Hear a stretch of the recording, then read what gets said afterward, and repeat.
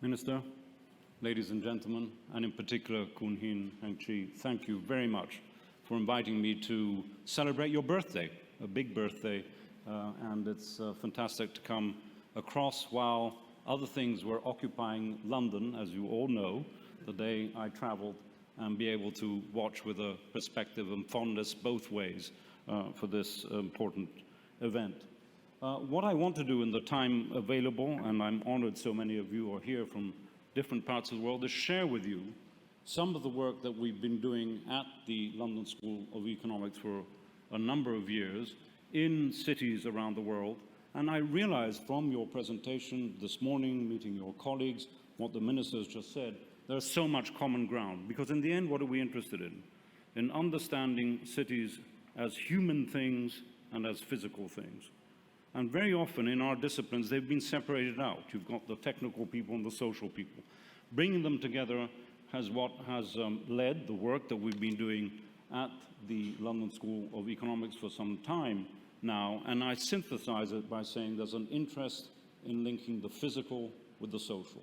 That's what it's about. And that's, of course, what policy and governments actually takes us to. And I'm going to end my talk with sharing with you with some experiences of what's been happening in London. Another thing that probably constitutes common ground between us is that we are not interested in research just up there in the ivory tower, but bringing it down to earth. How do we actually help politicians, policymakers, and designers actually change the city? And I titled this talk, this part about London, as an incremental city. In other words, a city that is changing. But boy, I come to Singapore and we're slow compared to what you're doing here. I haven't been here for 10 years, and it's amazing what's happened.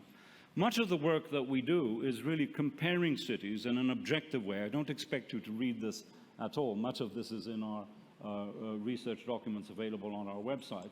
But all I can say is that if you look at cities and you compare them, and here's a few examples, around some of the parameters that have already been talked about issues of density, about public transport accessibility, ownership of cars. In other words, the social and the physical. I have to say, and I'm not saying it because I'm here, that Singapore, as you well know, comes out on top. Not on everything. I'm going to say not on everything, but just compare, say, Singapore to Paris or others. It's still one of the densest cities in the world, but you have the highest number of this set of green space per person. Now, how do you do that? Well, as the minister said, it's actually combining, in a way, the green and the built as a combined view of where cities need to go. I have been surprised, I have to say, that actually despite the policies you have for controlling cars, that you have quite high car ownership and actually quite a large number of people. I got stuck in a traffic jam getting here this morning. I didn't know that that would actually happen. But it's very important to be able to compare cities all the time, and these stats are changing. And the whole point, and this is a key issue I will certainly want to raise, is that it is up to governance to make these changes. They don't just happen, and that's what I want to talk about.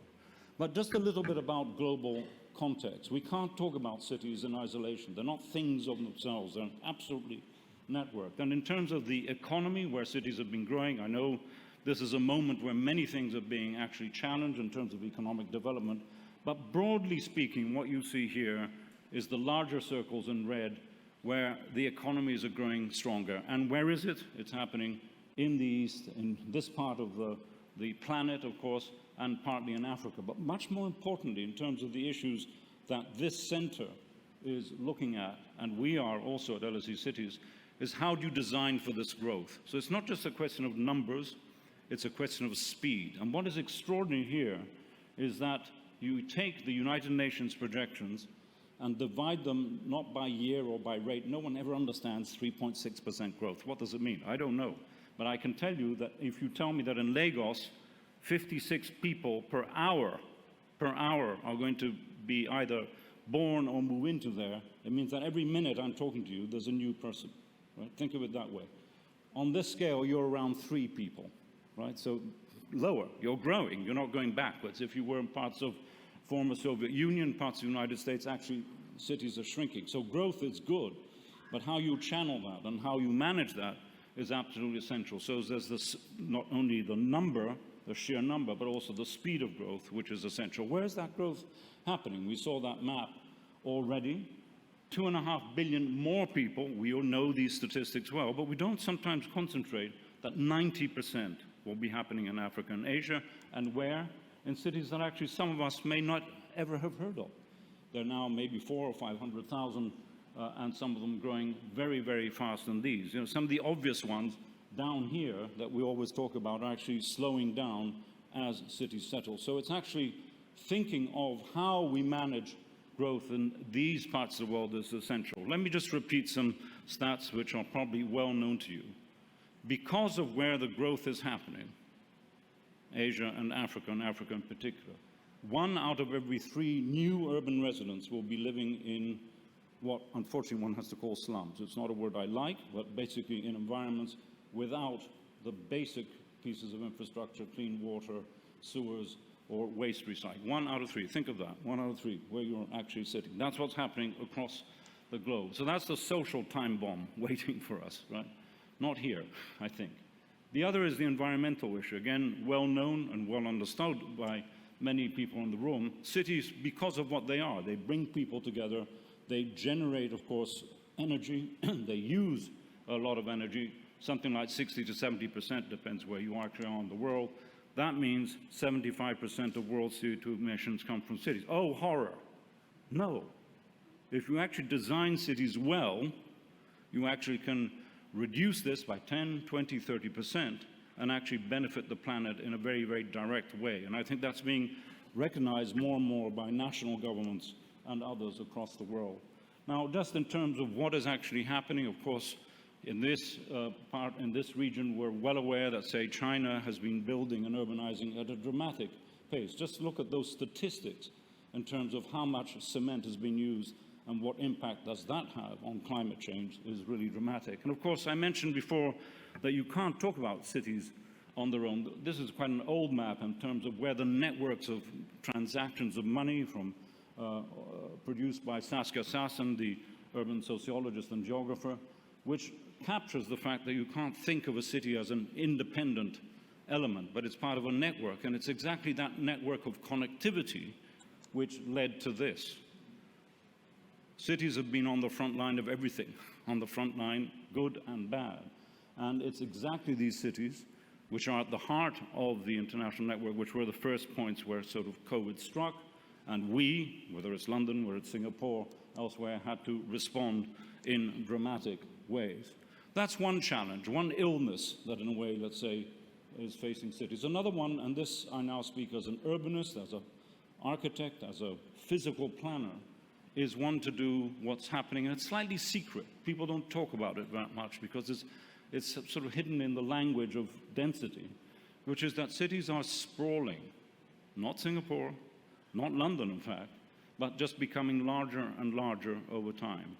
In other words, what you find, this is a study done by New York University, that even though the population grew by 200 or 300%, that sort of thing, the amount that they increased in footprint is something like 5%. So that has enormous impact on the stretching of infrastructure, the depletion of natural sources or environment like this scene of a city, Kinshasa, the outside, the edge of this particular city. I'm sure if this picture were taken today, the green would have gone, unless you have policy. So this is something that is very much out there.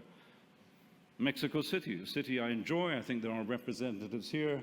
I find it one of the most exciting cities, but it's gone on forever and ever without any control, and much of it, you know, the 30% I was talking about without sort of resources is very much what we're seeing here. But that's not the only problem.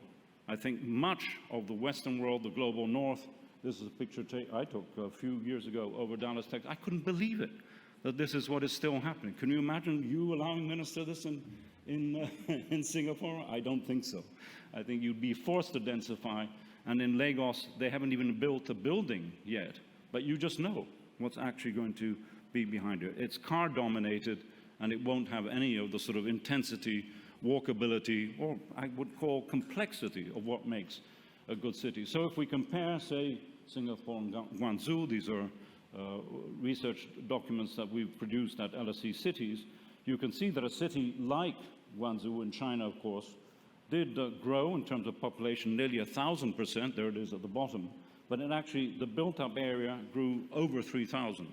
Singapore, over the same time frame, 25 years, from 1990 to 2015, population, of course, grew, not as much, but by design, it was kept pretty dense and the growth area was actually less. We'll come back to that. What are the impacts of this sort of sprawl? Well, I could take these pictures anywhere. It happens to be Mumbai, where the smog is the equivalent of smoking a pack of cigarettes a day. 1 pack of cigarettes a day, that's what happens to people's lungs, even if they don't smoke. Or what happened in the East Coast of the United States or elsewhere. And let's remember that it's not just nature that creates the damage that we've seen. Much of it is also human-induced. There are the climate change refugees that we see, say, on the top left, but in Europe at the moment we're dealing with a sequence of disasters actually created by wars, refugees, and other problems which we're facing, of course, as we speak at the moment as a result of the war in Ukraine, but that's been continuing. In other words, cities have had to absorb unexpected people in a very short period of time. That's why I say cities are on the front line, and it's a very political issue as to what you actually do with them. What happens when people come in unplanned ways? You just generate inequality. And whether it's this picture here on the left in Mumbai, or even better known picture on the right-hand side, which is in one of the favelas, one of the informal developments in the city of São Paulo, you sometimes have to look at it to believe it. Now, I know it's an experience that this country went through 40, 50 years ago, and of course rethought the way things should be done, but not everything is perfect.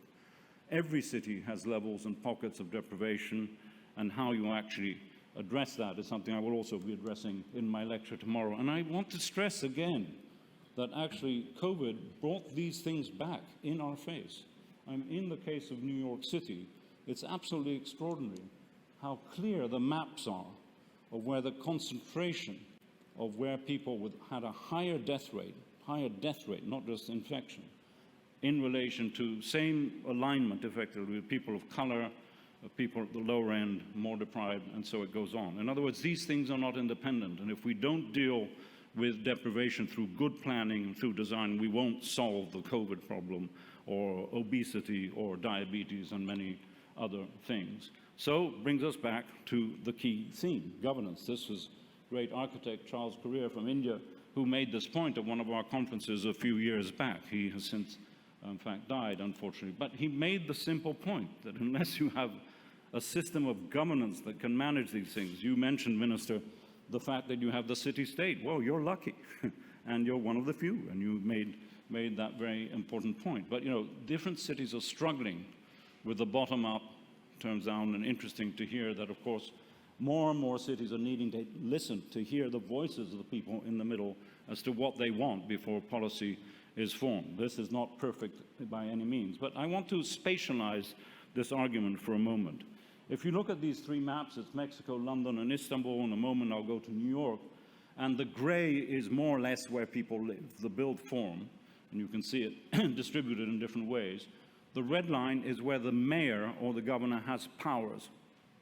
Now, of these three, London's sort of okay, because you've actually got people more or less concentrated by what we call the green belt, i.e. a design policy from 1947.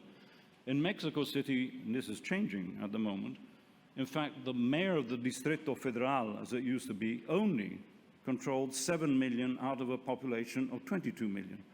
And therefore, there was never an alignment, what to do with water, what to do with traffic, and those sort of things. Now, not being down on Mexico City, I'm saying here's the sort of problem you need to face. Same maps for London and New York, and you see that dear old Mr. Eric Adams, the new mayor of New York City, has an inbuilt problem, which is that his 5 boroughs, there you see them, that's the jurisdiction of the mayor in blue, a lot of people, a hell of a lot of people actually live outside, don't pay taxes, commute every day, use New York services, right? While London has got it, let's say, more or less right. So this is a key issue that I think people in this room, whether you're ambassadors or whether you're governors, whether you're architects or whether you're activists, need to understand that you can't just point the finger and say, sort it out for us, if Mr. Mayor or Mrs. Mayor doesn't actually have the facilities to do that. And we've done these very, very simple maps, which take different levels of government: national government in blue, metropolitan government in red, and community, local authority in the case of London in red, in green, sorry, at the bottom. You can see that the Mayor of London, only 22 years old, we've never had a mayor before that, the year 2000, is a completely new invention. I'll come to that in a moment. The mayor actually has control over some very important things: public transport, economic development, etc. Now, in New York City, it's in fact the yellow area, the state of New York, like the state of Texas, for example, in fact has much more control over some of these fundamental pieces of infrastructure for the city. Hence, one might argue that New York has found it, more difficult perhaps to make some of the innovations that other cities have.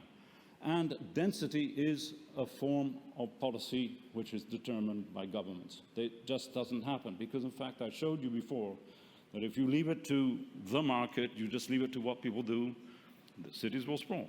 It's very simple. I mean, there's no reason why they should densify. And just look at these maps. Very, very simple. They're all to the same scale. They're not exaggerated. They're not stretched or anything else. All to the same scale. I shouldn't even be here on the basis of this map. Look how flat, like a pancake, London is in terms of density compared to other cities. And interestingly, this has got nothing to do with the height of the buildings. It just means how many people are there per square meter, per square kilometer. So, for example, if in this room we had twice the number of people sitting here, the spike would be higher. If half of you left because you were bored, it would be very flat. So that's what it actually looks like. And an interesting, Mumbai, which is 6-7 stories high on average, has one of the densest populations in the world. So it's not just a question of height, it's a question of occupying and density. And of course, at Glaser, I think someone who is very familiar to many of you, the economists, argues that that is essential, absolutely essential to the welfare, the economic welfare of a city-state. And of course, it connects enormously to the efficiency of public transport systems. I'll come to Singapore in a moment, but just look at the number of people who use, percentage-wise, public transport in Hong Kong compared to some of the other cities, one of the densest cities in the world. We're talking about over 90% using public transport in some very, very rich countries. So the relationship between the two, density, urban form, and, say, use of public transport is there, but it also needs to be managed politically. And of course, in your city here, for the last 50, 60 years, you've managed this process, and I think, of densification in a very interesting and very, very clear way. You just have to look out of the window and see the pictures to see what is actually happening. And I've done a very, very simple comparison here between the extent of public transport between three cities, London, Paris, and Singapore, and the amount of people who use a level of public transport. Now, these figures, depends whether you count a bus, an MRT, or whatever. That's slightly different. But what is interesting, of course, is that if you start in London, as we did in the middle of the 19th century, and we've had some time, more than you, to actually create nearly 2,000 kilometers of public transport. Of course, here it's growing and intensifying, but it's interesting that more people use public transport here, certainly than London or Paris, but fascinating that as a result of policies in the last 5 years only, 11% of Parisians use a car to go to work. That's tiny. You would not even expect that. More and more people use bicycles, electric bicycles, and walking to get to the city. So it's all to do with this in the end, and supplying the sort of infrastructure to actually make it work. And we've done some initial analysis of Singapore with other Asian cities, and it's fascinating to see that even though, life expectancy here is higher than elsewhere, the proportion of people with education is significantly higher, and we know the reasons for that. The investment made by families and the state in that is absolutely essential. But the car registrations, there we are, I was talking about it before, are still relatively high compared to some of the others. And, trips made by public transport or by bike certainly could be improved, even though the humidity and the temperature and the rain doesn't help. I do understand that, and one has to recognize those issues. And the density of Singapore compared to others is, of course, high, but that will change over time. Now, given that I wanted to talk about the role of design and the role of planning, I thought it might be interesting to just share with you some of the experiences I personally have been involved in, but also my city, London, in tackling some of these issues of equity, some of these issues of planning, some of these issues of sort of expansion and growth. Why? Because in the end, if we can get some things right, we can begin to talk about them and share them and sort of partner them on between institutions like this one and our own. Now, London, we recognize this picture. We saw a lot of it on TV in the last few days, of course, with Buckingham Palace here, is very much, and we saw that density map, a relatively low density, relatively green city. And it's made some experiments. Some went well, some have not gone so well. And I am slightly biased to think that the London 2012 Olympics, 10 years ago, has actually been quite a positive example. It only celebrated the 10th anniversary, like your institute, a few weeks ago. I was involved as the chief advisor on architecture and planning for the project for the government and the mayor. And this is what this area is beginning to look like. And I want to just share with you what is the story behind this and where does it actually come from? Because I don't think you can talk about architecture projects just like that. Let's build a piece of city, let's retrofit an industrial area just like that. You need to understand what the DNA in its historical context. It was interesting to hear the head of the SUTD talk about, in a way, the DNA of what makes up a city psychologically and physically. London, I mentioned before, in 1946, 47, created this idea of the green belt that basically can grow so far but not beyond. Then there's 30, 40 miles around it of effectively farmland. And then you can build beyond that, as has happened with sort of new towns connected by rail and, unfortunately, by car. But of course, we've had something that you haven't before you, which is an enormous depletion of the basically industrial land along the docklands. They all closed down very dramatically in the 70s because of ship containerization. The opposite in many ways has happened here, one could argue. Therefore, we have vast tracts of redundant and abandoned land still today. Let's call it at the heart of London. I want to explain what I mean by that. This is a brain scan of London. It's a brain scan like an MRI scan, which in the darker red shows you the highest levels of deprivation. That means lower levels of education, people die younger, are on higher unemployment, and in green, the opposite. Now, each city will have a different distribution. Just think of the cities you all come from. I don't know exactly what it is in Singapore, but by Friday, before I leave, I will know. But what you see here, partly because of its historic connection along the Thames and the port activities over here, where the river gets wider, the more deprived populations, the poorer populations, are on the east side. And interestingly, much of the edge of the city, the periphery of the city, is in green, actually quite well off, quite affluent. We were talking at lunch with the two formidable ladies who have founded this center and run it now, that Paris is exactly the opposite. Paris has got green in the center and red all around the outside. So each city has its own sort of DNA. Therefore, London has a sort of, I would call it, structural social problem, which is an imbalance between, to a degree, east and west, center and periphery. Therefore, what should good governance do? Try and solve it. Try and do something about it. And in a way, one of my colleagues at the LSE sort of said, you know, well, this is the problem we've got. Can we sort of improve on what we have? Well, yes, let's try and spread the system out. Now, at the transport level, interestingly, it's not too different. Purple shows where public transport is incredibly well connected. Red is the next bit, and you can see, interestingly, there are some spots of red and purple on little parts of East London, right? But they're also some of the most deprived. Therefore, hint, you're a good planner, put the two together.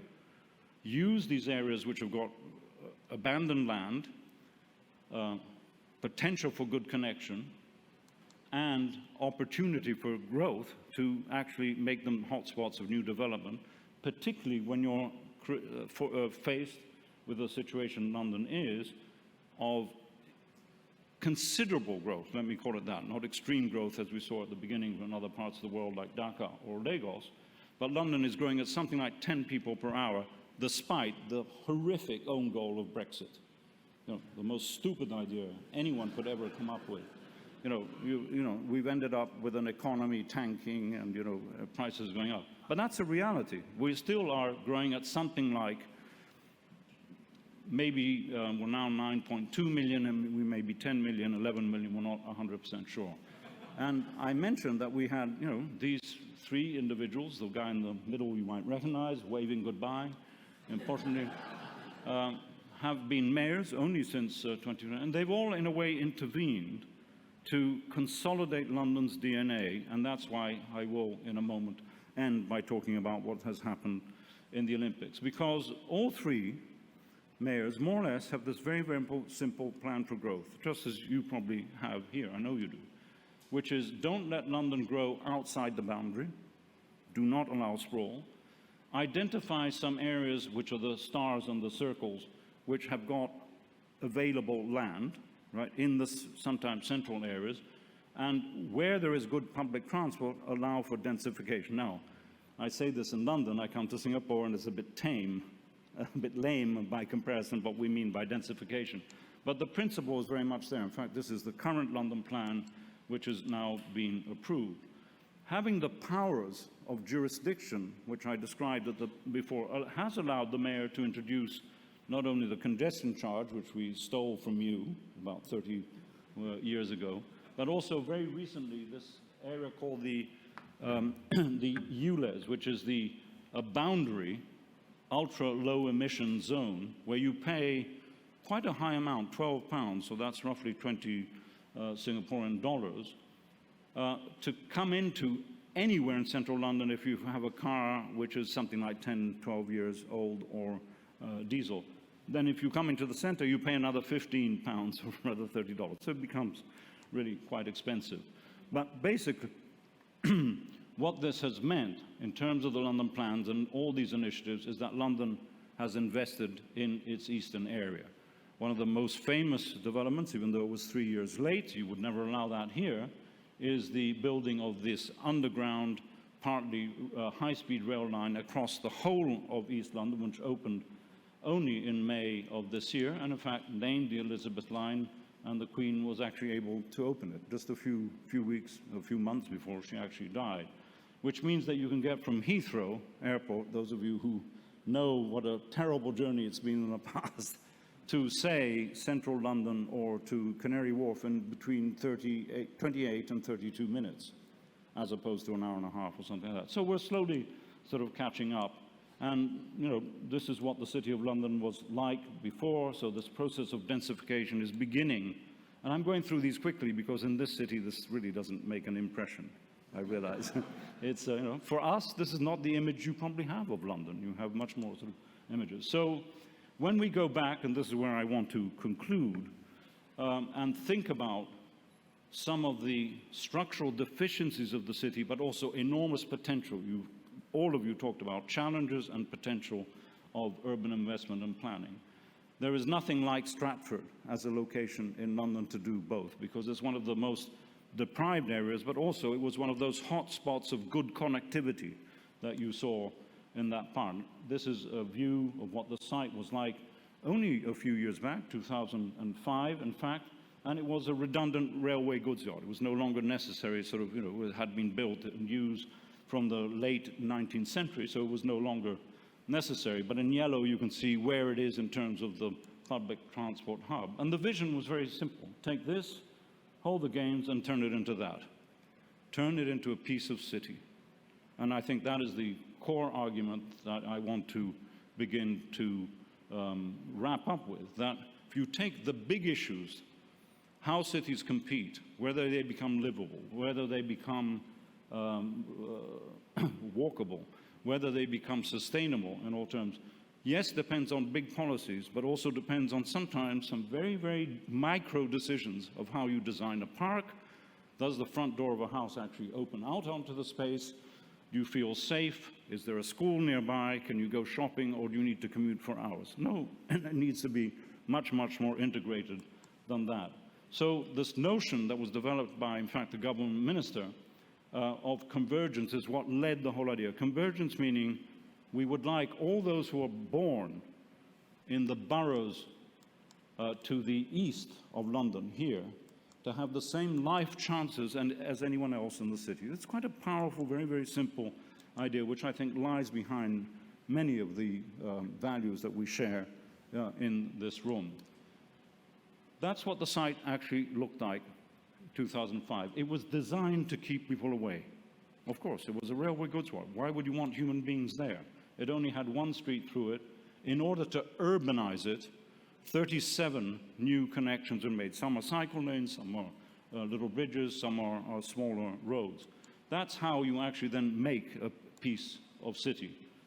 This is what it was looked like when we did the Olympics. Exactly the same site was turned into that. And everything was thought of, and we discussed this yesterday with other colleagues, in such a way that whatever was designed for the Olympics to hold hundreds of thousands of people could then be shrunk, humanized in scale, reduced. And there you see this bridge designed with 2 bits. So you take away the larger bit in order to reduce then the bit that remains as a piece of normal urban infrastructure, like the bridge just outside here. You don't want something 10 times wider than that. The stadium was designed to be retrofitted. And all, of course, the athletes' village were turned into housing, of which 48% is affordable, which for London is a big deal. For you, it's nothing. I now realize, but so there's no point. But even things like where the basketball stadium was then taken down and new housing has been built. And the quality of the housing, I think, is really, for our city, of some of the highest standard. And you can't actually tell which is social and which is private, in this case for rent. The beautiful swimming pool by the architect Zaha Hadid was designed, you can just about see it in the small picture on the top, with these lateral wings with 17,000 seats. Incredibly ugly during the games, but made a hell of a lot of money for the Olympic, so we kept them. But then when the building needed to be retrofitted for the post-games, for the legacy, for normal everyday life, they took the wings out, and this is what it looks like today. So you can go swimming if you live within 2 miles of this pool for a very sort of modest amount. So more housing, more schools, more public spaces. And then very recently, and this is a key point I want to, in a way, leave our audience with, is that you can experiment with cities. You can play with them. You can try things out. If they work, let's see what happens. And when the master plan was done for the Olympics as a whole, there was absolutely no ambition to bring culture, the arts, and education into this, which is thought to be, who's going to ever go there? It's too far and all that. Not at all. In fact, it was Boris Johnson as mayor who said, let's try and bring some of the major institutions, like the equivalent of this one, let's say, and have a second, not move the whole building, just have a second venue. So the Victoria and Albert Museum, a major museum in the center of London, which has hundreds of thousands of objects which are never displayed, they're actually opening a new museum in the middle of the site. The BBC Orchestra is moving into this area, and 2 major universities have actually built a new campus with 17,000 students. So jobs have been created, people have moved. It's of course not perfect, not everyone loves it. There's a strong sort of community action which feels that, what's happened to us, prices have gone up, gentrification process completely understood and right anywhere around the world needing to be processed, and of course that can only be done through government regulation and provision of decent housing for all. Now, in ending up, I do not want to leave all of you with a sense that I think London is perfect, okay? Not at all. There are other parts of London, and I think we've just let it go. A whole part of South London called near the famous Battersea Power Station, 9 Elms is called, where the new American embassy there has just been built, is really an unplanned free-for-all, which I think doesn't have any of the DNA, the quality that I was talking about. This is a picture I took 2 days ago, a new building by the great architect Frank Gehry. Oh yeah? Do I want to live there? Where am I? It has no sort of connection to anywhere else. And tomorrow, I'm going to talk in greater detail about probably another project, very large scale, privately developed, which has transformed this area in King's Cross, again a railway goods yards, into very much a living piece of city. But without this investment on public space, connectivity, and much else, I don't think our city, London, or your city, Singapore, would have the lessons to teach other cities around the world. Thank you very much.